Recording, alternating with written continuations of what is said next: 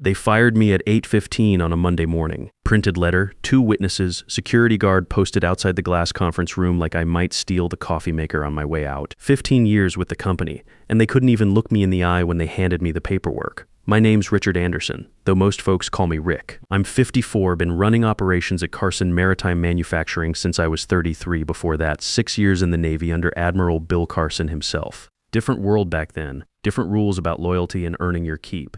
The termination meeting was corporate theater at its finest. Preston Whitfield III sat at the head of the table like he owned the place. Well, he thought he did. Third-generation money, never worked a real day in his life. His grandfather had been Carson's business partner back in the 70s, but Preston treated the company like his personal trust fund. We've decided to move in a different direction, he announced, sliding the letter across the polished table. Couldn't even say fired out loud. Had to dress it up in corporate speak. I let the silence stretch before responding. Old Navy habit. When someone's trying to intimidate you, silence makes them uncomfortable. Understood, I said finally. That was it. No drama, no protests, just acknowledgement. They seemed almost disappointed, like they wanted me to beg or threaten lawsuits. Jeffrey Pemberton, one of the other board members, kept watching my face, probably looking for panic or anger. There wasn't any. See, 3 weeks earlier, I'd been sitting in a different kind of room. Hospital room that smelled like disinfectant and dying flowers. Admiral Carson was hooked up to machines, but his mind was sharp as ever. Got something for you, he'd said, pressing an envelope into my hands. Don't open it here. Don't tell anyone about it yet. I didn't ask questions. We'd sailed together long enough to understand orders. Let them show their true colors first, he'd added. His voice wasn't weak, just careful. Deliberate, like when he used to give commands on the bridge. Carson Maritime built parts for Navy ships. Real American manufacturing, not the imported junk floating the market. We employed 500 good people in Michigan, union jobs with benefits and pensions. The kind of operation that kept entire communities afloat. The Admiral had started the company after retiring from the Navy, brought military discipline to manufacturing, treated workers with respect, built something that mattered.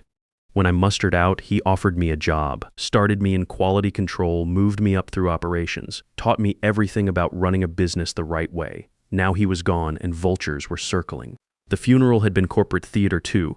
Board members stood in perfect formation like they were posing for Forbes magazine. Dark suits, measured grief, the kind that photographs well. I stayed one step behind them, not family, not legacy. Just the guy who made sure things ran smooth while they talked strategy. They'd given speeches about vision and continuity and honoring Carson's memory. Beautiful words, empty as a campaign promise. What they didn't mention was how they'd been undermining me since the day Carson went into the hospital. Nothing dramatic, just passive sabotage. My calendar got lighter. Access to certain reports needed review. Strategic planning meetings happened without me. By the day of the funeral, I was already being erased from company operations. They just hadn't made it official yet. After the service, they gathered at some fancy restaurant downtown. I wasn't invited, but I showed up anyway. Intelligence gathering, you might call it. Old habits from the service. The conversation was all about interim leadership and market reassurance, standard corporate language that meant exactly nothing. But I noticed how my name kept disappearing from their plans, like I was already gone. Preston ran that meeting too, talking about fresh perspectives and new strategic directions. Jeffrey and Bart Sinclair nodded along like trained seals. Both MBA types who could speak fluent buzzword, but couldn't navigate their way out of a parking garage. I thought about ending their little conspiracy right there. Simple sentence, I own 51% of this company now. Would have shut down their scheming in 10 seconds flat. But Carson hadn't given me those papers for drama. He'd done it for a reason. So I kept quiet and waited. Adjusted my watch and stayed on course. The week after the funeral, the passive sabotage became active. Reports I'd been copied on for years suddenly stopped coming. Meetings I'd always attended were mysteriously full. My assistant Sarah Martinez started getting questions about my schedule, my contacts, my files. By Friday, it was clear they wanted me gone, just hadn't figured out how to do it legally. That's the thing about corporate types who inherit their positions. They understand politics, but not procedure. They know how to network, but not how to navigate. Carson had tried to teach them respect for proper process, but they'd learned just enough to be dangerous. Monday morning came and they played their hand. Termination letter, security escort, the whole show, thought they had all the cards. What they didn't understand was that ownership trumps employment every single time. I packed my office slowly, no dramatic gestures, no farewell speeches. Shook hands with Sarah, cleared my personal files, sent no company-wide goodbye. As I walked past reception, I nodded to the security guard who wouldn't meet my eyes. His name was Eddie Martinez, Sarah's cousin, former Army, 2 tours overseas. Good man caught in a bad situation. The humiliation burned, don't get me wrong. 15 years of building something worthwhile, dismissed with a form letter. But underneath that heat was something steadier. Something they hadn't calculated. The termination paperwork moved through corporate channels like clockwork, filed with legal counsel, logged through regulatory systems that track executive changes in publicly traded companies. Standard procedure when a company removes senior management. What Preston's crew didn't account for was the automatic cross-check system.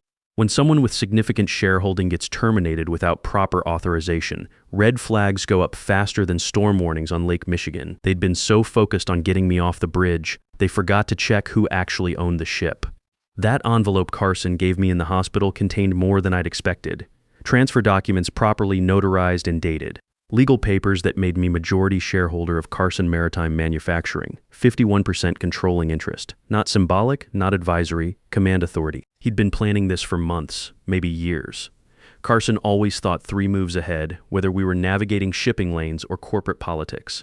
The papers were dated 2 weeks before he went into the hospital, filed with the proper authorities, recorded in all the right places, bulletproof documentation. There was a handwritten note, too, in his precise script. The ship is yours now. Keep her afloat. Let them show their colors before you hoist yours. I understood the strategy. Give them enough rope, see what they did with it. Thursday afternoon, 2 days after they fired me, our external law firm started asking questions, quietly, professionally.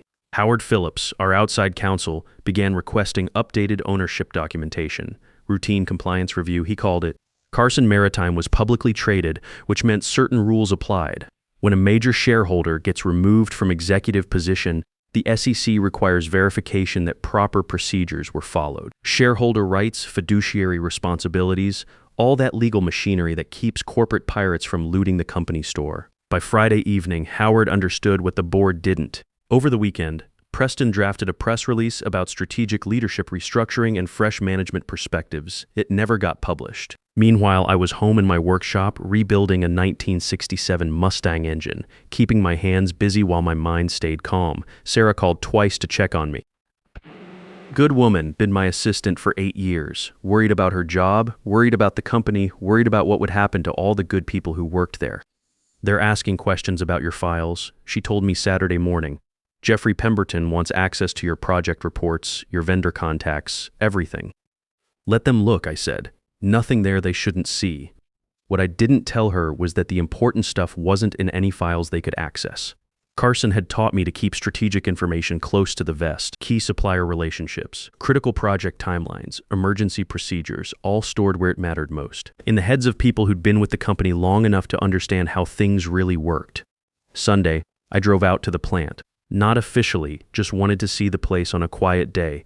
500,000 square feet of American manufacturing. 3 shifts, 500 workers, building components that kept Navy ships running all over the world. Pride of Michigan, Carson used to call it. Eddie Martinez was working security, recognized my truck in the parking lot, came out to talk, looking uncomfortable. Mr. Anderson, I'm sorry about Monday, he said. That whole thing with the escort, it wasn't right. Management made me do it. I know, Eddie, you were following orders. No hard feelings, he nodded, relieved. Company's not the same without the Admiral.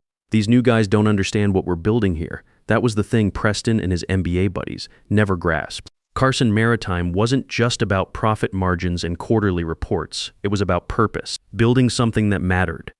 Employing people who took pride in their work, contributing to American security one precision machined part at a time. Monday morning came, and the board reconvened for what they thought would be a routine transition meeting. Clean up loose ends, finalize the new management structure, present their fait accompli to the world. Instead, they found 3 additional people at the conference table. Howard Phillips, our external counsel. Stanley Rogers, lead auditor from our accounting firm. Patricia Williams, compliance officer from the regulatory agency. No drama, no raised voices, just documents laid out like navigation charts. Howard walked them through it methodically. Ownership percentages, voting rights, fiduciary responsibilities, legal exposure. Slow, careful, undeniable. The majority shareholder was terminated Friday without proper authorization, he explained. That's a governance violation under Section 14A of the corporate charter. Preston interrupted once. There must be some misunderstanding. The board has full authority over personnel decisions. Not when the personnel in question owns 51% of the company, Howard replied. Majority shareholders can't be terminated by minority board members without cause and due process. When you watch power shift in a room, it doesn't explode like in the movies. It deflates. Faces don't contort with rage. They just settle into new reality. The air changes like pressure dropping before a storm. Jeffrey Pemberton went pale. Bart Sinclair started shuffling papers nervously. Preston just stared at the documents like they were written in a foreign language.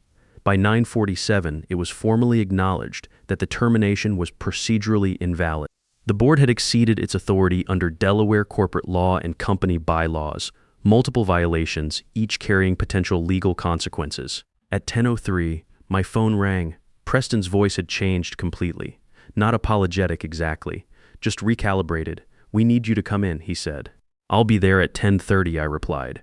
I arrived on time, like always. Same boardroom, same polished conference table, same view of the Detroit River through floor-to-ceiling windows, but everything else had changed. Nobody stood when I entered. The power dynamic had shifted 180 degrees in the span of a weekend. Howard summarized the situation for the official record. The termination was legally invalid. The board had acted without proper authority. Various remedies were available under state and federal law. I listened without comment. No satisfaction, no triumph, just alignment of proper structure, like a compass needle finding magnetic north. "I'm not interested in dissolving the board," I said finally. Several shoulders relaxed slightly, but governance will change immediately. No speeches about betrayal or loyalty. The facts had documented themselves. 2 board members resigned by the end of that week, not publicly disgraced, just gone. Quiet departures with face-saving press releases about pursuing new opportunities and spending more time with family.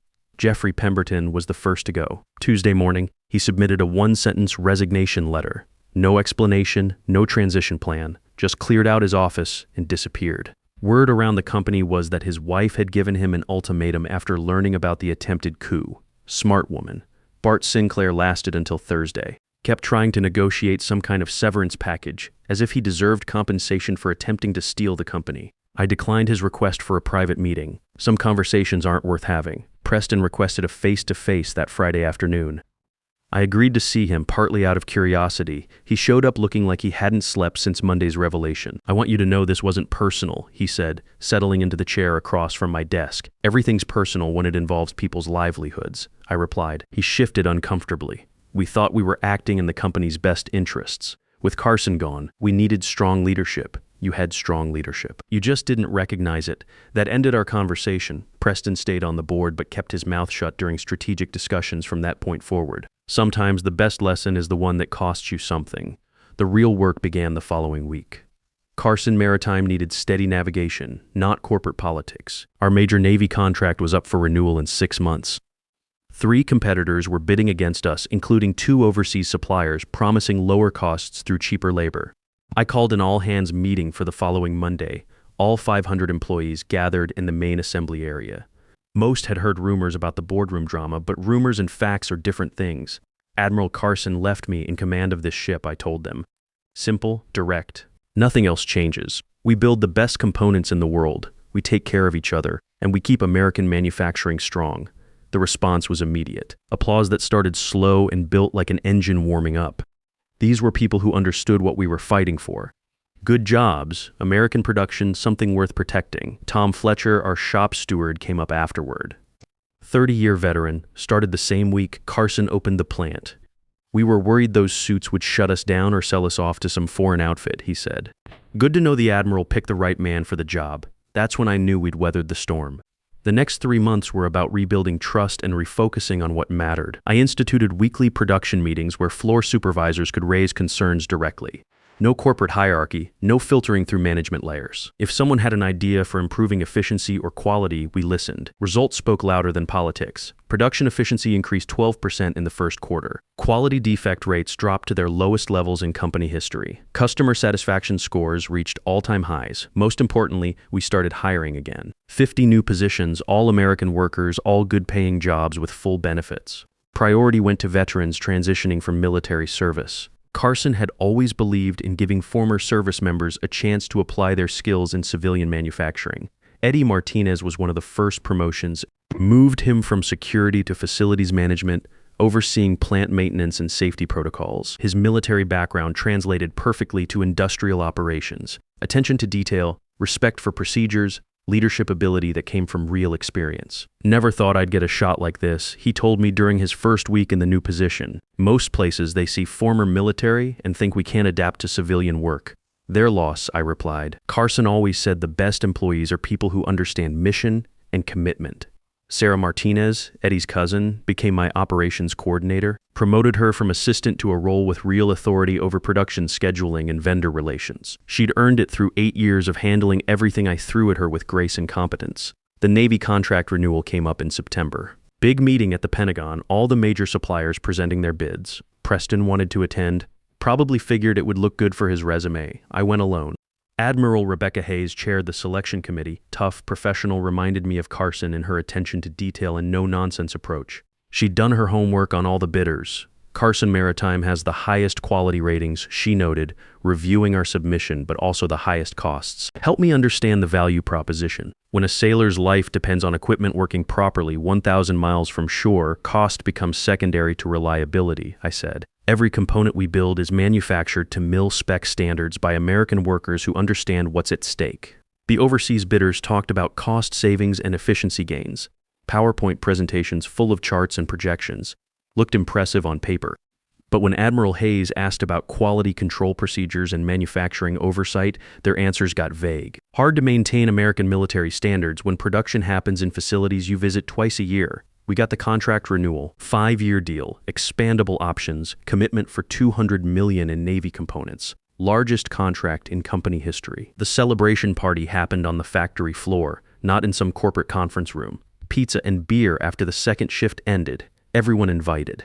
Workers brought their families, kids running around between the machines that built parts for American warships. Carson would have loved it. He always said the real measure of a company wasn't profit margins or stock prices. It was whether you could look your employees in the eye and know you were building something worthwhile together. Standing in that factory, watching 500 Americans celebrate honest work and secure futures, I knew we'd honored his memory properly. Not through empty speeches or corporate theater, but through results that mattered. The ship was sailing steady now, crew knew their stations, and the mission continued. 6 months later, the company was running better than it had in years. We'd hired 75 new workers, expanded our manufacturing capacity, and secured 2 additional contracts with the Coast Guard for specialized marine equipment. American jobs building American defense capabilities. The veteran hiring program had become a model for other manufacturers in the region. We partnered with local VFW chapters and military transition centers to identify qualified candidates. Former Navy machinists, Army logistics specialists, Air Force technicians, people with skills that translated directly to precision manufacturing.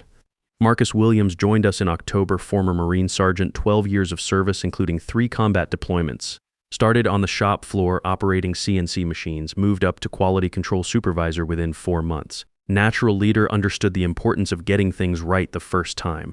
This place reminds me of the good parts of military service, he told me during his 6-month review. Clear mission, competent leadership, people who take pride in their work. Not many civilian companies operate like that. It wasn't just veterans who benefited. The entire workforce responded to leadership that respected their skills and treated them like professionals.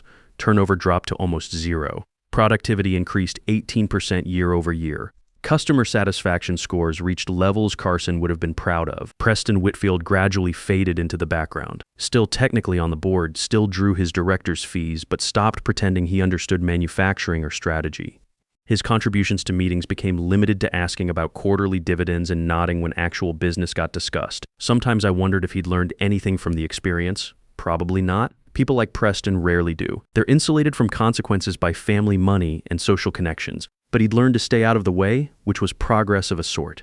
The real vindication came in December when Admiral Hayes visited our facility for a routine supplier inspection. Standard Navy procedure, but her timing felt deliberate. Word had gotten around Pentagon procurement circles about our management changes and improved performance. She toured the entire plant, asked detailed questions about quality control procedures, spoke directly with floor workers about their training and equipment. Professional assessment, no ceremony or politics. Impressive operation, she told me in my office afterward. Your quality metrics are the best in the supplier network. More importantly, your people understand what they're building and why it matters. Admiral Carson always said that's the foundation of good manufacturing. People who take pride in their work produce better results. She nodded. He was right. The Navy depends on suppliers who understand that lives are on the line. Some companies see government contracts as easy money. You see them as responsibility. That conversation validated everything we'd been working toward. Not just business success, but purpose. Carson Maritime Manufacturing wasn't just another defense contractor chasing profits. We were Americans building equipment that kept other Americans safe. I keep Carson's final photo on my desk now. Him in Navy dress whites, taken the day he made Admiral. Sometimes I catch myself adjusting my watch the same way he used to. Old habits from the service, reminders of lessons learned under his command. The envelope he gave me that day in the hospital contained one more item I haven't mentioned. A second note, sealed in a separate envelope marked open after 1 year. I found it last week, exactly 12 months after his funeral. Rick, it said in his precise handwriting, if you're reading this, the ship is sailing true. You earned command through service, not politics. Keep teaching that lesson to the next generation. The company is stronger because you understand the difference between authority and leadership. Fair winds and following seas. Bill fair winds and following seas. Traditional Navy farewell, wish for safe passage on whatever voyage comes next. I've been thinking about that phrase a lot lately. Carson Maritime is secure now, profitable, growing. The crew knows their jobs, the mission is clear, the future looks bright. Maybe it's time to start planning the next phase. Sarah Martinez has been running day-to-day operations for months now, handling vendor relations and production scheduling with the same competence she brought to being my assistant. She's earned consideration for promotion to Chief Operating Officer. Eddie Martinez has transformed facilities management, implementing safety protocols and maintenance procedures that exceed industry standards. Marcus Williams shows promise for supervisory leadership. The next generation is learning what Carson taught me, that real leadership comes from service, not entitlement, that American manufacturing can compete with anyone when it's done right, that taking care of your people isn't just good business, it's good citizenship. Some evenings, I walk through the plant after the second shift ends. 500,000 square feet of precision manufacturing equipment, all quiet and ready for tomorrow's production. The smell of metal and cutting oil, the ordered arrangement of tools and materials, the American flags hanging over each department. This is what we fought to preserve, not just a company or profits or stock prices, a way of doing business that honors work, respects workers, and contributes something meaningful to the country that gave us all opportunities. They thought they could fire me, take over the company, probably sell it off to the highest bidder, reduce everything Carson built to balance sheet entries and quarterly reports. They were wrong. The ship is sailing steady now, crew knows their stations, and the mission continues. American workers building American defense equipment for American service members. Simple purpose, clear execution, results that matter. Carson would approve. The company he started with military discipline and manufacturing pride is stronger than ever. The values he instilled, service, competence, integrity, guide every decision we make, and the next generation is learning those lessons too. That's how you honor a legacy, not through speeches or monuments, but through continuation, through results. Through proving every day that the principles he taught still work in the real world. Fair winds and following seas, Admiral. The ship remains in good hands. The watch continues. Real power isn't taken. It's earned through service, proven through storms, and measured by the people you protect when you finally have the authority to choose. Sometimes the best revenge isn't getting even. It's proving that honor, patience, and doing things the right way will always outlast shortcuts, politics, and inherited privilege.